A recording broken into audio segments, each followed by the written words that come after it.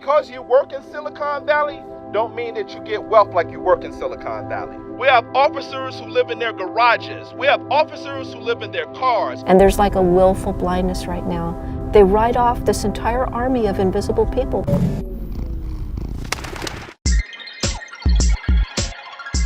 When I think about the gig economy, I think about San Francisco and Silicon Valley, and the tech companies out here that have made it sound appealing. They've sold it as a life free from a corporate existence where you can create your own schedule and you can do multiple jobs.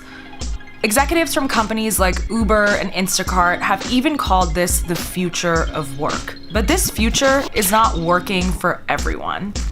The blue-collar workers here in Silicon Valley, the people who are your typical gig workers, on average only make $19,000 a year. That's not nearly enough to live here. In contrast, the average full-time white-collar employee at a tech company makes $113,000 a year. And the average rent for a one-bedroom in the area is over $2,000 a month. I met with Mark from a company called Open Listings to check out some real estate and get a better sense of the housing market. How does the real estate market out here in Silicon Valley compare to the rest of the country? Mainly just much more expensive. The median home price in the area is about 1.1 million, and this is sort of represents kind of the affordable option. It recently sold, right? It is currently in contract to sell and was bid up over just over $1 million. So if this apartment sold for over $1 million, where can the average gig worker live? Housing prices across Silicon Valley are really high. In a city like Mountain View, which is home to Google and Cisco, people are living out of their vehicles, they're living out of RVs and living out of their cars. Thomas works for the community service agency in Mountain View. He checks in on residents living out of their vehicles and agreed to take me with him. Hi, Sheridan. Hi, my name is Neha. I have no. oil all over my hands. I don't want to do Well, that. nice to meet you. There just isn't enough money to get back to Oregon. Staying here and trying to keep this thing moving. The cab doesn't have power, so it gets real cold in the winter and real hot in the summer. It's not so bad right now, but for a while there, the police were they were everywhere. Do a lot of the RVs have like similar situations like that where there's no power? And yeah. How long have you lived out of an RV? I'm going on 2 years now. It wasn't really that I wasn't trying to save, it was just that the money was just going with high rent. What do you do for a living? I have quite a few things that I do. Right now, I'm creating an online program. I'm in the rideshare, and I also own an interior plantscape company. Are you a Lyft or an Uber driver? Yes. How many of them are across Mountain View? We counted around 300, over 300. According to county data, homelessness in Mountain View has increased by 51% from 2015 to 2017, and other towns across Silicon Valley are having similar problems. Very few cities have the problem of the working homeless. So it's, the communities that are like that are elsewhere in the Bay Area. You get frustrated going to national meetings of, National League of Cities, and I'm looking for other cities that have the same problems we do, and they don't. They need jobs, and we've got people with jobs living on our streets. The working homeless is something that to me is unusual for the country as a whole. They've got it throughout this region. Has Silicon Valley and the tech industry created this problem? Well, its success has, yeah. Silicon Valley is home to some of the most profitable companies in the world, which combined are worth trillions of dollars. But blue-collar workers, who often have to work multiple gigs, are barely able to make ends meet. I'm about to meet with a woman named Elizabeth.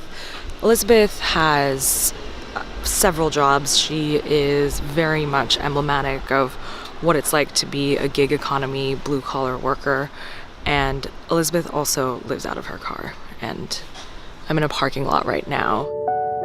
I've gotten used to sleeping sitting up because I can't really put my seat back very much. So normally there will be something here and I'll just kind of lean on it. You're out like a light, really. At least you would be if you weren't so terrified of being hassled by the police or worse, some kind of a predator. This car is a miracle. That's one of the big things that's permitted me to stay alive. It's my home, it's my residence, and it belonged to my parents. Elizabeth, how long have you been living in your car? Since 2015. I had been taking care of my brother since about '08. When Google came in, suddenly the rent started to skyrocket. So I moved into my car, but I couldn't bear for my autistic brother to live in a car with me. What do you do to make ends meet? Myself, I work between 16 and 20 hours a day. So I get about 3 to 4 hours of poor quality sleep. And over the years, that has taken a tremendous toll. How do these tech companies treat blue-collar workers like yourself? Oh my. They try to be cordial. That doesn't make up for being paid so little that many of us are homeless. One of the gigs that I have now is as a security officer in a corporation that happens to clean out its refrigerators, probably about 2 big garbage can fulls of brand new fresh food that is 1 week before expiring. Nobody, not the janitors that clean it up, not the security officers that escort the janitors across the street to the compost bin, none of us can touch that food. All that food gets thrown into the compost bin. And then since I'm the security officer, I put a padlock on that, just about a block away from one of the overpasses where there's a homeless encampment. Sometimes I don't completely close that padlock. And sometimes when I'm hungry, you know what I do, don't you? Sometimes I eat that food. The massive numbers of people that are homeless are working people that live in their cars. They serve you your food. Sometimes we're childcare workers. Sometimes they're even lecturers at universities. They're all around you. We just got back from filming with Elizabeth, and it was really hard to see how she has to live despite the fact that she does several jobs. And a lot of blue-collar workers in Silicon Valley live out of their cars like she does. And there's concern that this problem could get worse. Google is planning to build a campus in San Jose for up to 20,000 employees, making it the largest tech campus on the West Coast. Groups are working to notify Google about their concerns, but housing here is already hard to come by. What are the potential consequences of that for the community? What we're very worried about is displacement and gentrification, seeing our communities being pushed out of the neighborhoods that we love and have built. But won't Google be creating jobs for service workers by moving here? They will. We know it's about 8,000 to 10,000 service jobs that will likely be attached to a project of this size. What we don't know is the quality of those jobs. We have gotten no commitment from Google to make sure that those subcontracted positions are actually family supporting jobs. Groups are working hard to notify Google about their concerns, but housing in San Jose is already hard to come by for blue-collar workers. I'm walking in San Jose to meet Eric. He is a security guard at Facebook, and he actually lives in a converted garage apartment. Yeah, this is our kitchen / dining room. Eric worked gigs at Intel and Facebook when he first moved to San Jose, but working over 80 hours a week started wearing him down. Now he's a security officer at Facebook, where he works overtime to make rent. This is kind of my room or whatever. Do a lot of your colleagues live in similar situations?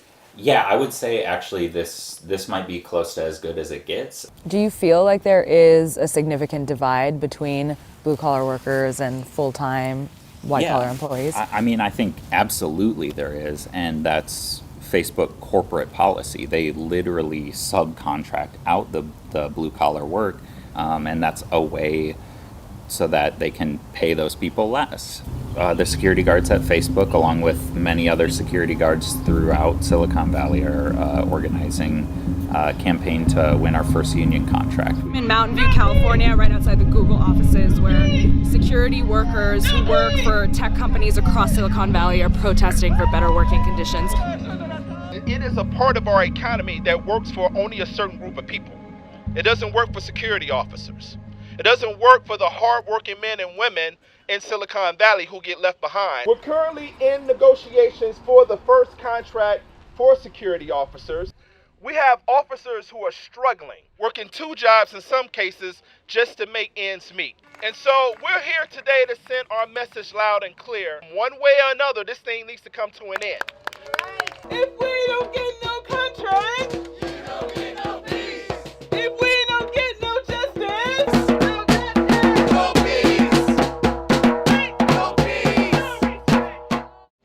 work 81.5 hours per week. I do 2 weeks in 1 week. For a company to be so wealthy, to be doing so well while it's grinding its own workers into poverty is immoral, it's wrong, and we're standing up together to fight back. Are you hopeful that things might change for blue-collar workers? I'm hopeful because I believe in my coworkers. I'm hopeful because I know we can get together and fight together. I reached out to the companies mentioned in the piece to weigh in. Facebook replied that they are committed to providing a safe, fair work environment to everyone on their team, including vendor employees and contingent workers. They point out areas where they have made financial contributions for housing and backed supportive legislation. Google and the security company Allied Universal did not respond to our requests for comment.